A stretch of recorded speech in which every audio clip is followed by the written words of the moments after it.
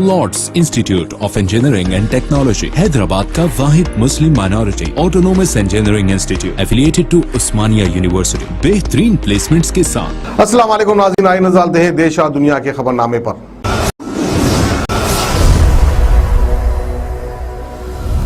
सच news के खबरनामे में आप सबका इस्तकबाल है। आज की सबसे बड़ी खबर आ रही है, यूपी में किसानों का बड़ा प्रदर्शन हो रहा है। महापंचायत में 5 लाख से ज्यादा किसान जुटेंगे। 5000 कारीगर खाना बनाने में अभी से जुट गए हैं। ऐसे में एक बहुत बड़ा महाप्रदर्शन किसानों की तरफ से हो रहा है।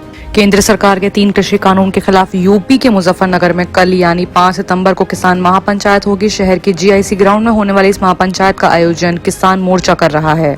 दावा है कि इसमें देश भर के 5 लाख किसान पहुंचेंगे। हिंदुस्तान किसान यूनियन के अध्यक्ष नरेश टिकैत के बेटे गौरव खुद इस आयोजन का जिम्मा संभाल रहे हैं। जुमे को हुई बारिश से मैदान में पानी भर गया है। करीब 250 लोग मैदान से पानी निकालने में जुटे हैं। हिंदुस्तान किसान यूनियन के राष्ट्रीय अध्यक्ष नरेश टिकैत के भाई सुरेंद्र सिंह खुद लोअर और टी-शर्ट पहनकर मैदान में बाल्टी से पानी निकालते दिखे। इसके अलावा अलग अलग जगहों पर 500 भंडारे होंगे। किसानों के लिए खाना तैयार करने में 5000 कारीगर जुटे हैं। वही बात अगर शहर की करें तो शहर को किसान एकता जिंदाबाद, किसानों की ताकत भारत को दिखाने के लिए उन्होंने किसान आंदोलन के इतिहास जैसे नारे बड़े बड़े हार्डिंगों से पाठ किए हैं। चारों तरफ लाउड स्पीकर लगे हैं। एक ही आवाज मुजफ्फरनगर चलो, किसानों की ताकत देखेगा भारत गूंज रही है। किसानों के जत्थे पहुंचना भी शुरू हो गए हैं।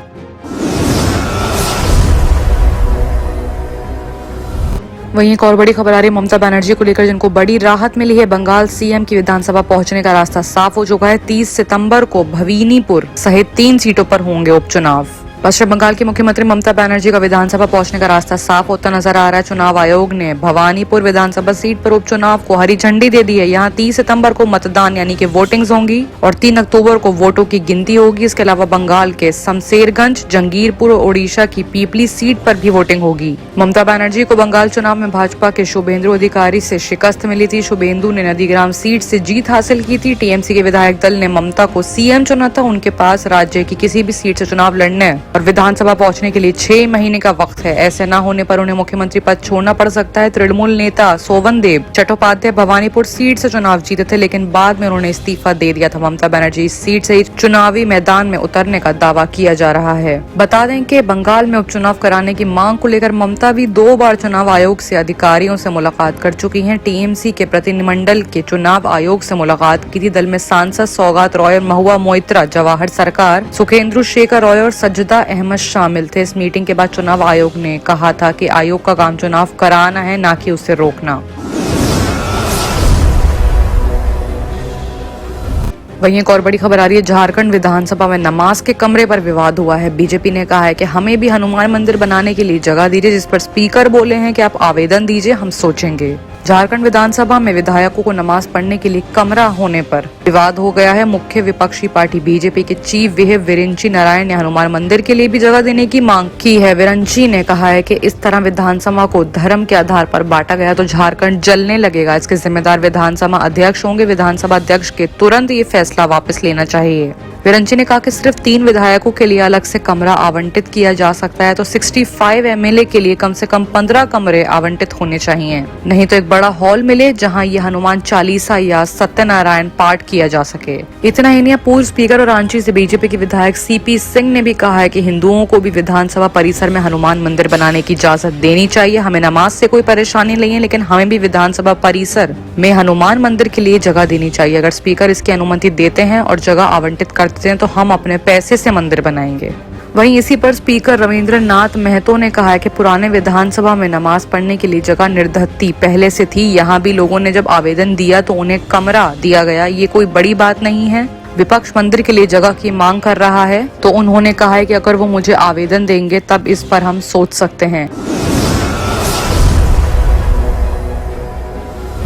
वहीं एक और बड़ी खबर असम से आ रही है, जहां पर 1000 विद्रोहियों ने हथियार डाल दिए हैं। 30 साल से वहां पे हादसों में शामिल हथियारबंद समूह मुख्य धारा में लौट चुके हैं। अमित शाह की मौजूदगी में ये समझौता हुआ है। असम सरकार ने 6 विद्रोही संगठनों के साथ सैटरडे को कार्बी आंगलोग समझौते पर साइन किए हैं। ये हथियारबंद समूह 30 साल से हिंसक घटनाओं में शामिल रहा है, अब मुख्य धारा में लौटे गए हैं। इसी ऐतिहासिक समझौते के दौरान केंद्रीय गृह मंत्री अमित शाह, असम के मुख्यमंत्री हेमंत बिस्वा शर्मा और केंद्रीय मंत्री सबरानंद सोनोवाला मौजूद थे।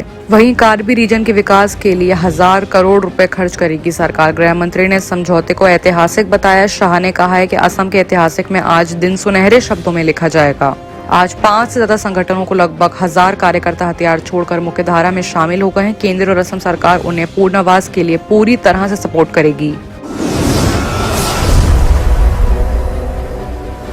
और आइए बात करते हैं इंटरनेशनल खबरों की, जहां पे सबसे बड़ी खबर आ रही पाकिस्तान से। पाकिस्तान के बलूचिस्तान में फिया दिन हमला हुआ है। 3 पैरामिलिट्री गार्ड की मौत हो चुकी है। 18 पुलिस वालों समेत 20 लोग घायल हैं। कईयों की हालत भी गंभीर है। पाकिस्तान के बलूचिस्तान में संडे को फिदायीन हमले में 3 पैरामिलिट्री गार्ड्स की मौत हो चुकी है। पुलिस ने बताया कि घायलों को शेख जैद अस्पताल में ले जाया गया है। इनमें से कई की हालत भी गंभीर है। रिपोर्ट के मुताबिक पुलिस और बचाव दल धमाके के बाद हादसे की जगह पर पहुंच गए। आसपास की जगहों की तलाशी ली जा रही है। अभी तक किसी आतंकी संगठन ने इस हमले की जिम्मेदारी नहीं ली है, पर बताया ये भी जा रहा है कि धमाके में 5 किलोग्राम विस्फोटक यानी बम का इस्तेमाल होने के पूरे आसार है। मीडिया रिपोर्ट्स में बताया गया है कि हमला फ्रंटियर कोर की गाड़ी को निशाना बनाकर किया गया था, जो इलाके में पेट्रोलिंग कर रही थी। डीआईजी के हवाले से धमाके में 5 किलोग्राम विस्फोटक इस्तेमाल होने की बात की गई है।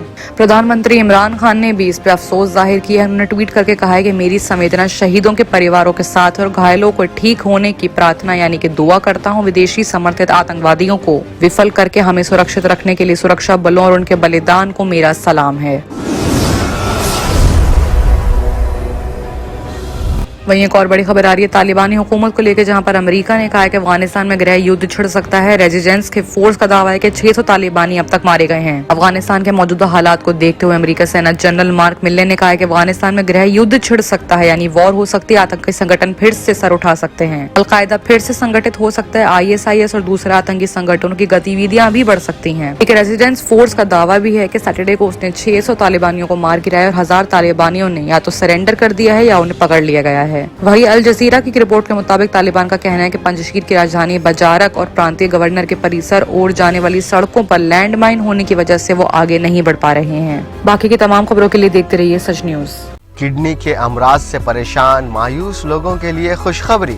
R&S यूनानी फार्मेसी किडनी और गॉल ब्लैडर स्टोन के खात्मे का जरिया। अब UNI स्टोन कैप्सूल्स के जरिए खात्मा कीजिए। No operation, no side effects, 100% result. सिर्फ UNI स्टोन कैप्सूल से मुस्तहिक लोगों के लिए खुसूसी रियायत। फिर से पथरी न होने का मुकम्मल इलाज। दर्द, कॉन्स्टिपेशन और पुराने कब्ज से निजात पाइए। आज ही तशरीफ लाएं।